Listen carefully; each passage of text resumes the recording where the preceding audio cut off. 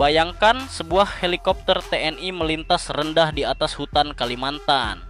Tiba-tiba dari balik semak meluncur cahaya mematikan, sebuah rudal Manpads yang bisa mengubah medan perang dalam sekejap.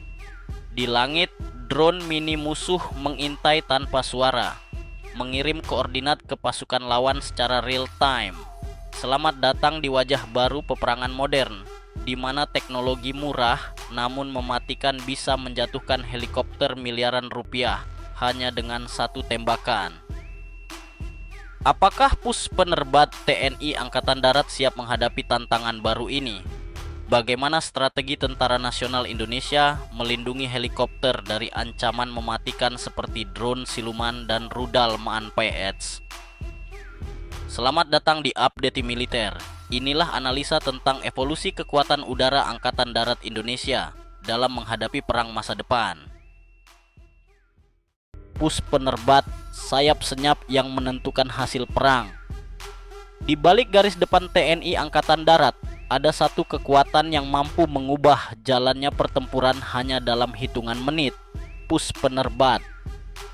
Pusat Penerbangan Angkatan Darat atau yang kita kenal sebagai pus penerbat bukan sekadar alat angkut personel atau logistik.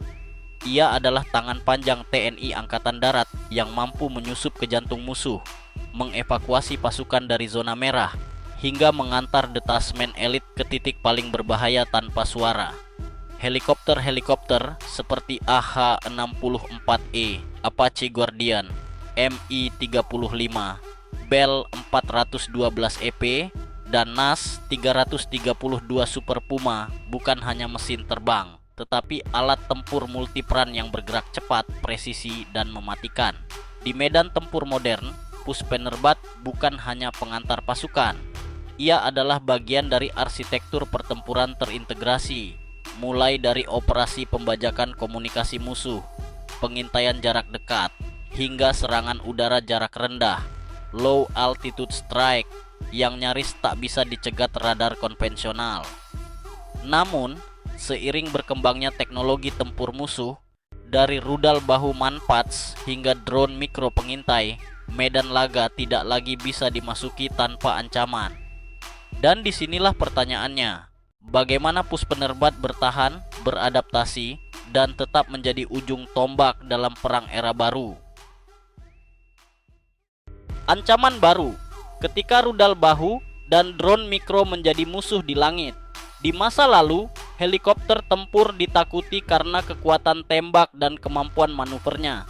Tapi hari ini, ancaman tak lagi datang dari tank atau pesawat tempur.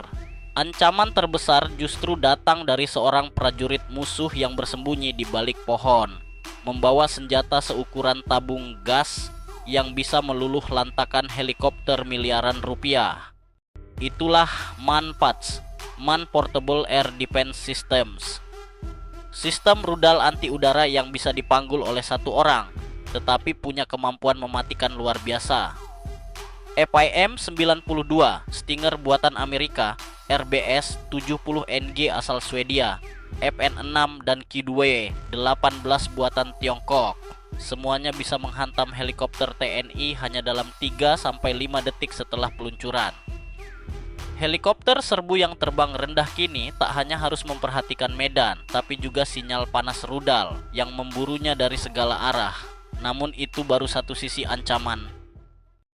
Di langit, drone mikro dan UAV pengintai berteknologi tinggi kini menjadi mata setan yang terus mengintai dari kejauhan. Drone seperti Bayraktar Mini UAV, Black Hornet Nano, dan bahkan quadcopter komersial yang dimodifikasi mampu mengintai pergerakan helikopter pus penerbat dari balik bukit atau pepohonan dan mengirim koordinat GPS ke penembak rudal dalam waktu nyaris real time. Ini bukan lagi perang antara mesin melawan mesin, tapi algoritma melawan insting dan sensor melawan keheningan. Medan tempur telah berubah. Helikopter TNI kini harus menembus ruang udara yang bukan hanya penuh tembakan, tapi juga penuh mata yang tak terlihat. Jawaban TNI, perlindungan aktif dan operasi terpadu melawan ancaman tak terlihat. Jika helikopter TNI kini diburu oleh rudal yang nyaris tak bisa dideteksi, maka jawabannya bukan sekadar terbang lebih cepat, tetapi bertempur lebih cerdas. TNI Angkatan Darat memahami bahwa dalam menghadapi ancaman manpads dan drone canggih, keunggulan teknologi dan doktrin harus berjalan seiring.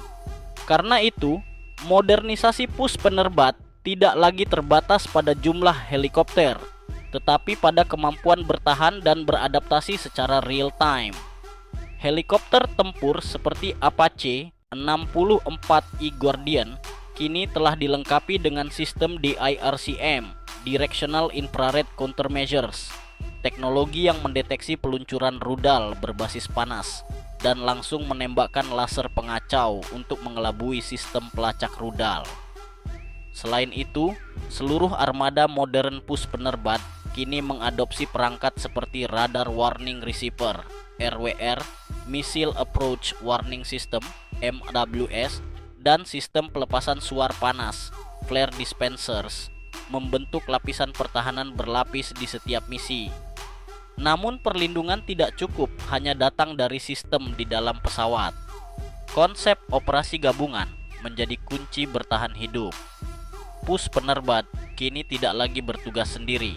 Mereka terbang dalam jaringan, terintegrasi dengan UAV tempur, radar darat, dan bahkan unit infanteri yang mengamankan zona pendaratan. Helikopter akan didahului oleh drone pengintai seperti CH-4 Rainbow dan drone Anka yang menyapu area untuk mendeteksi posisi musuh, titik panas rudal manpads, dan bahkan interferensi sinyal komunikasi.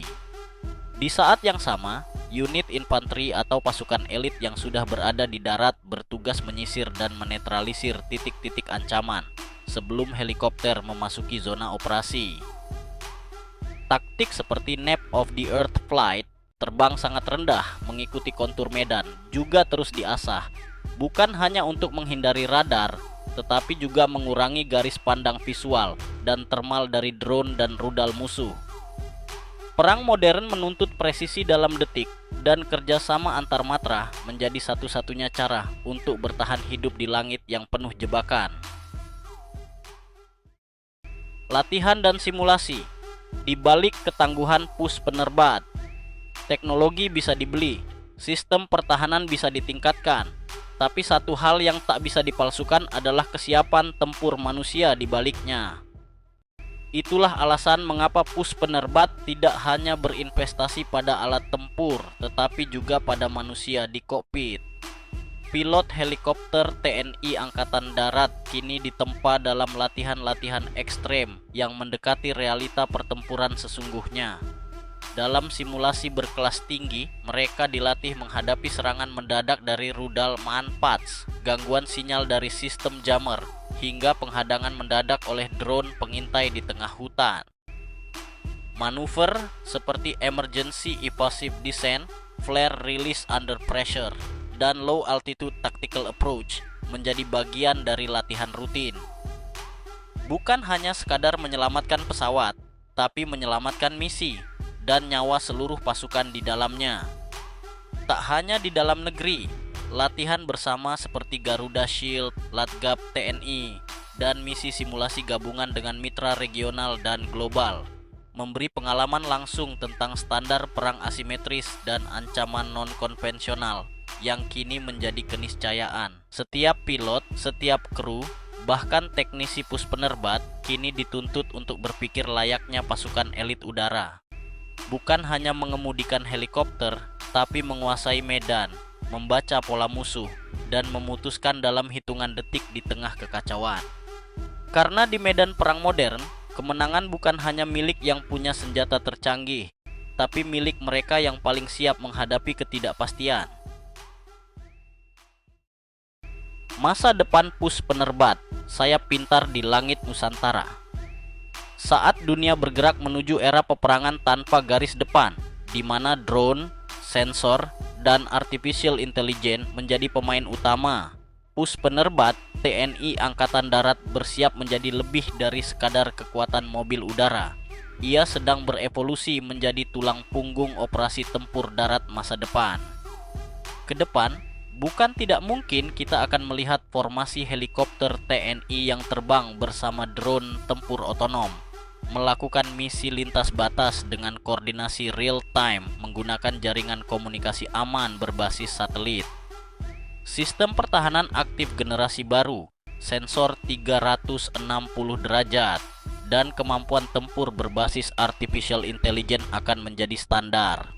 Pus penerbat juga akan memainkan peran kunci dalam operasi gabungan antar matra, bekerja erat dengan UAV Skuadron Udara TNI Angkatan Udara, Satuan Tempur Darat Elite Kostrad dan Kopassus, serta dukungan tembakan artileri jarak jauh dari darat dan laut.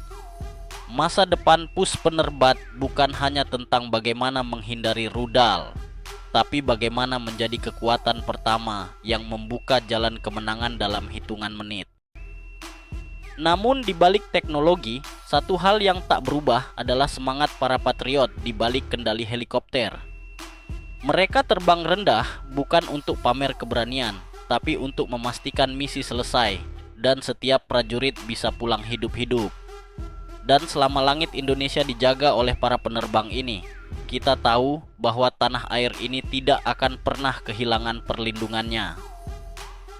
Terima kasih, Anda baru saja menyaksikan analisa dari Update Militer. Jika Anda percaya bahwa kekuatan bangsa terletak pada kesiapan dan kecerdasannya, jangan lupa like, share, dan subscribe. Karena di sini kami bukan hanya membahas perang, kami membedah strategi untuk menjaga negeri.